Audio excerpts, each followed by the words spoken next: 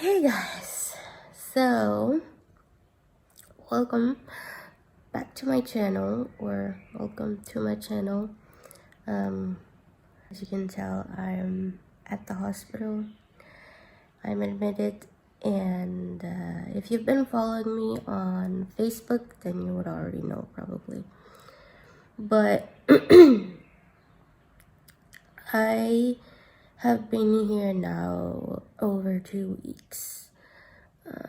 And I kind of wanted to vlog earlier, but to be honest, there were just too many things going on, and I kind of didn't feel like it. It was just felt like too much for me to do. But at the moment, I'm alone in my room because my mom has gone out. She's getting her second dose of her vaccination, so she's just gonna do that and go home, get some homemade food, and then come back again.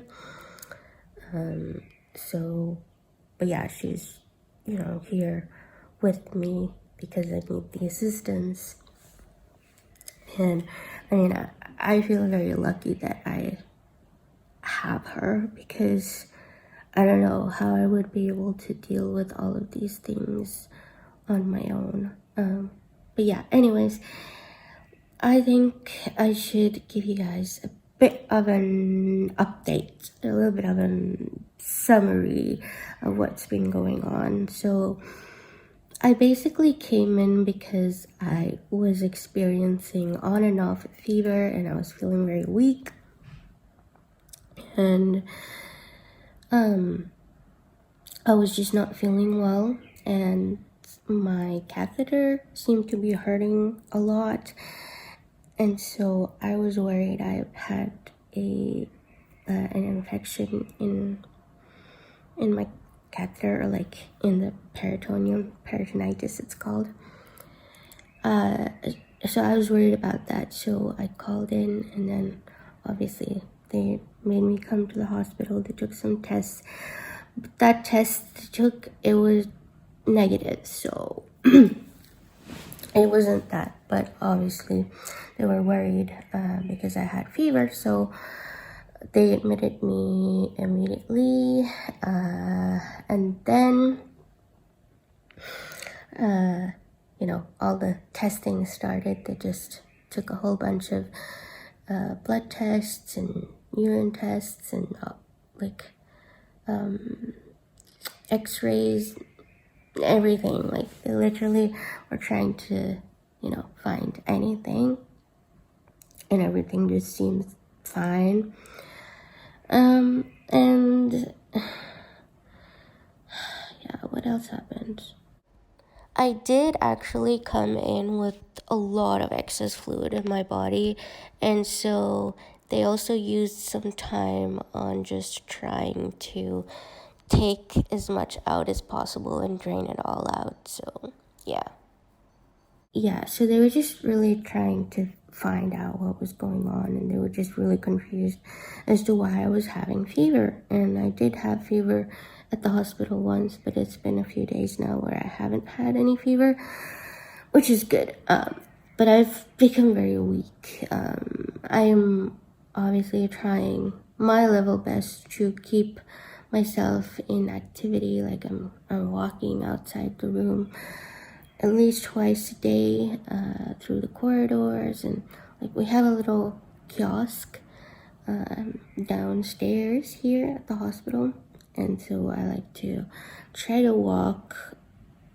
almost, or at least one way, and then I take the wheelchair back again. So I've been trying to do that.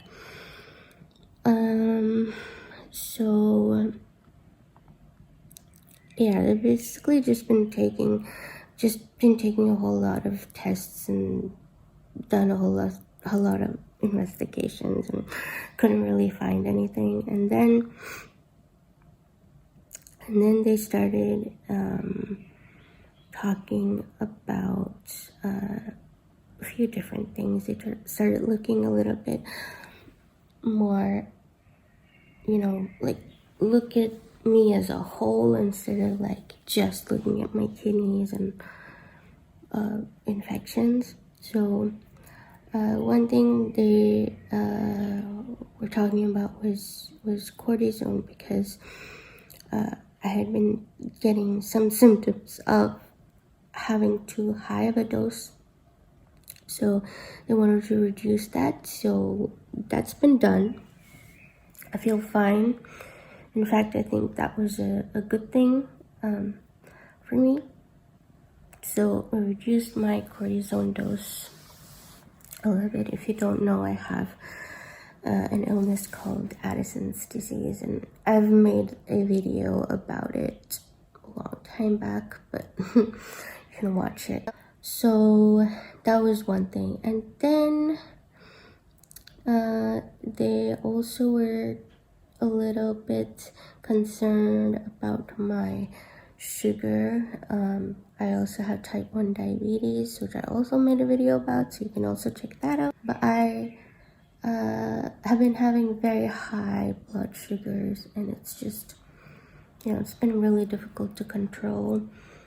And the problem is because I have this dialysis, this peritoneal dialysis, which is just sugar water that goes in and dwells and then is drained out again. But it really affects my blood sugars, which I talked about in my other vlog.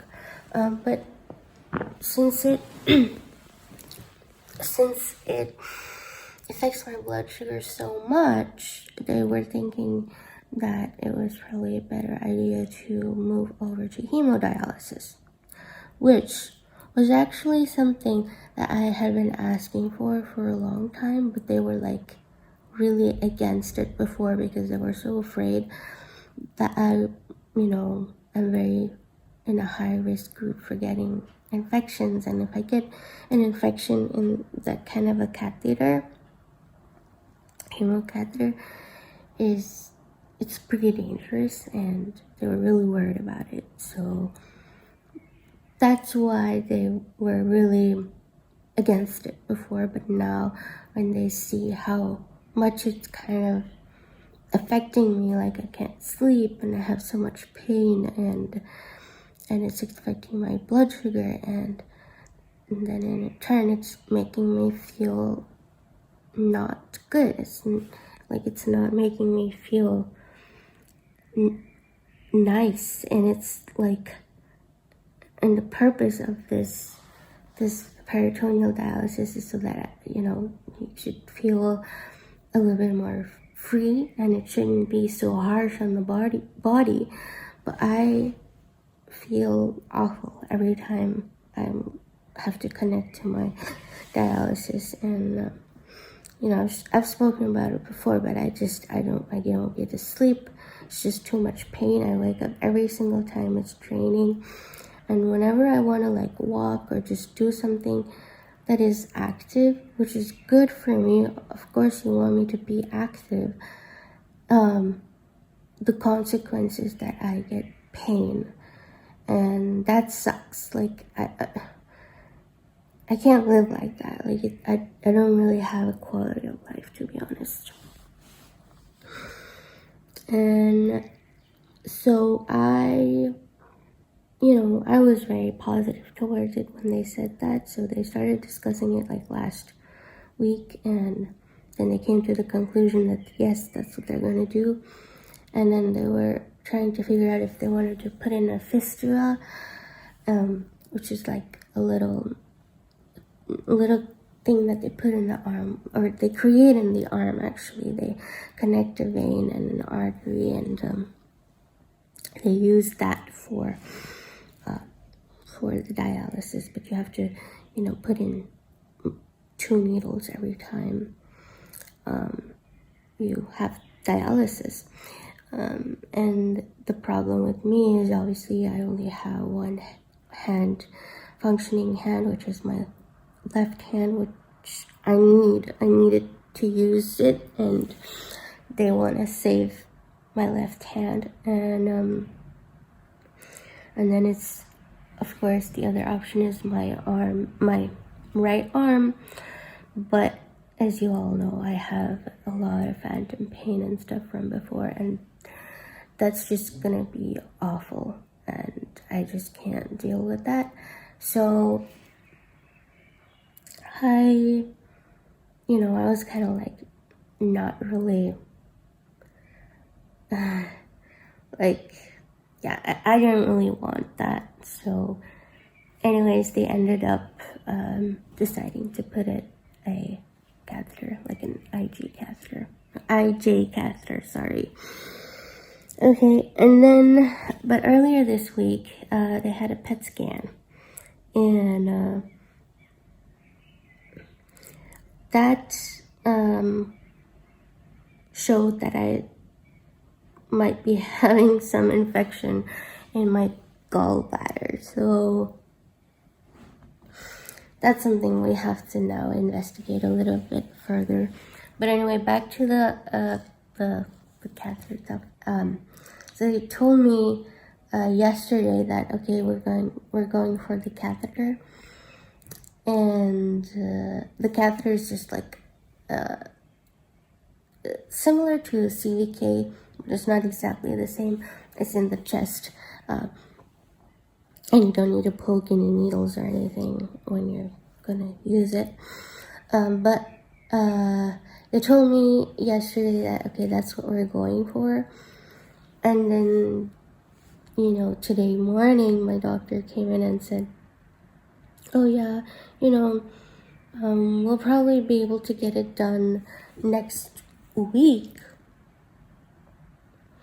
And I was like, okay, that's kind of nice. I get, some time to process everything, take everything in and just prepare myself, And then suddenly, my mom's thing is here. Okay, anyways, my nurse walks in and says, oh, we're gonna do it today. And I was very shocked. I got so shocked, and I just really, really don't like it when I don't get the time to prepare myself and like mentally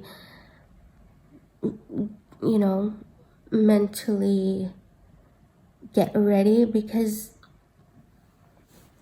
I don't know, I'm just that kind of person. I need information, first of all. Like, I need as much information as possible, and I need to know what's going on. And I just need time, and I felt that so many things lately have just been happening so fast, and it's almost like they don't even acknowledge that I'm a person that needs to just like process stuff. I can't just suddenly adjust to something, which actually I have been doing. I have been adjusting, and I have been patient, and now I find that it's getting a bit hard. It's getting really hard, and I'm really tired, and I've also been really struggling a lot with these flashbacks from 2012, and a lot of nightmares and those kind of stuff, which is also contributing to why I can't sleep. And these kind of procedures just really bring back those kind of memories, and it's like a bodily reaction. It's not even like, it's not something I can control. I feel like my body feels like something is danger, like that I'm in danger. And like, things have been bothering a lot. It's like my heart is beating so fast constantly. I can feel my heart beating all the time, and I don't get to rest. I can't relax. I cannot just, calm down. And I wish I could, but I can't. And then stuff like this happens where they're just like, oh yeah, it's just, yeah, we're doing it today. And it's just, I understand that, things happen fast in the hospital. You never know, all these kind of stuff. But it's just sometimes the communication. Like if the doctor had just said, for example, oh, we think it may happen next week, but it could happen really fast too. I would have just kept that in my back head, and like, it would have been a little bit better for me. I would have been a little bit more like, okay, this, like, somebody did prepare me for this eventually happening. But nobody did, and it just happened really fast, and I didn't really get any information. Luckily, the people who were actually doing the procedure were so sweet, and they made sure to explain everything to me before they started touching me, and they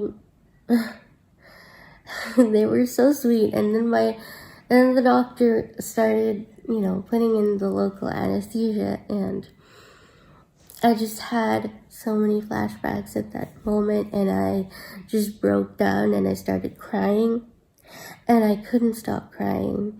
And so I had this nurse there standing next to me, holding my hand. She was so sweet, and drying my tears. And it was just such, like, I felt so stupid in a way. Like, I don't usually cry about these things. Like, it's not about the pain. It's not about that. It was just just everything that I explained to you, all the flashbacks and all those feelings of panic, or, that something is happening, and that loss of control over your own body. And I think that's like the worst thing, to feel like you don't have control over what's happening to you. And sometimes when they do those procedures, you just feel like a piece of flesh, like just a body, not a human being, not a person, because it's just, things have to be done in a certain way. And yeah, it just really hit me hard, and it was very difficult for me, and I was so tired. I'm just so tired of just taking things and just dealing with things and not complaining, and because I know that certain things have to be done. Things have to be done. Like even taking my blood tests, like, it is very difficult to take blood from me right now because they've been poking me so much. And so, every time they poke, they have to like fiddle with the needle and like move the needle around, and you just have to sit there and be patient because they have to do what they have to do. There's no point in really complaining because they're gonna do it anyways.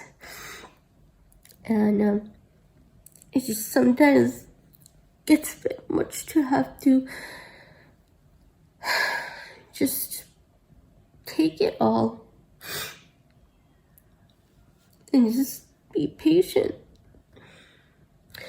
And so I kind of broke down, and it was really nice. And they really tried their best to, do everything they could to make me feel as comfortable as possible. But, there's only so much they could do. But anyways, they put in the catheter, which you can see here. Or maybe not. Let me see. You can see kind of, there's like a big plaster on top of it. But anyways, it's there. And I will be starting my hemodialysis tomorrow. Not today. I think tonight will be my last night with hemo. Wait a minute, do you see my machine? Yeah. With that guy. Last time. And then after a week, they'll probably remove my my PD catheter. Once they see that everything is fine with the hemodialysis. Another reason why we really wanted the hemodialysis is because it felt like too much stuff at home, too much hospital. When we already have a lot from before, so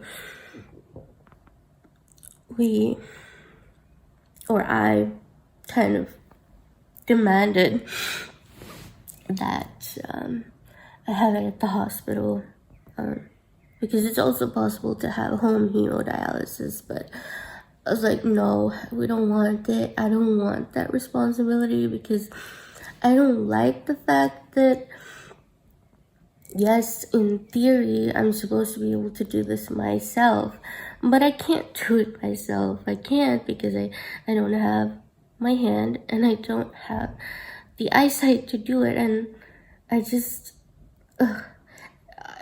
really tired of having other people do those kind of stuff for me, because I already have so many things that people do for me, and I don't know, I didn't want that on top of everything else, and I wanted a little bit free from my family too, and I just want to keep things, everything hospital at the hospital. I don't want it all at home. So yeah, I know I'm very emotional in this video, because I'm, first of all, really exhausted. But I am just, mentally really tired as well. So yeah, that's all I'm gonna say now. But I'll make another video if there's anything else that's happening. But I wanted to just post something, because I wanted to keep my channel going, because I know I haven't been good at this before. So thank you for watching, if you've watched so far.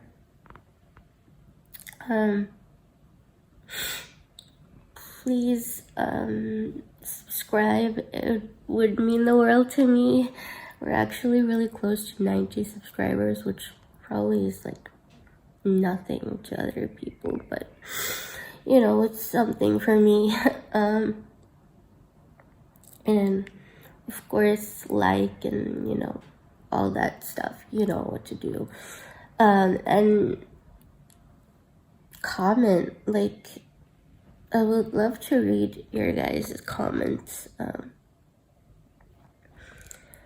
And if you've watched, so far, then I would love to hear if anyone else deals with these kind of things. anybody can relate.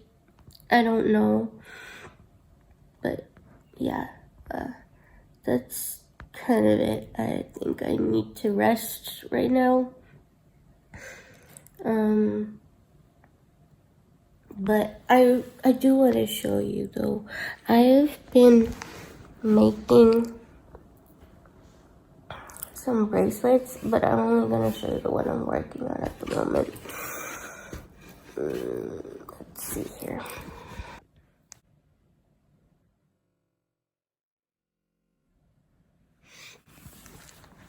Anyways, yeah. So, thank you for watching, and sending you all of my love, and you'll see me in my next video. Bye.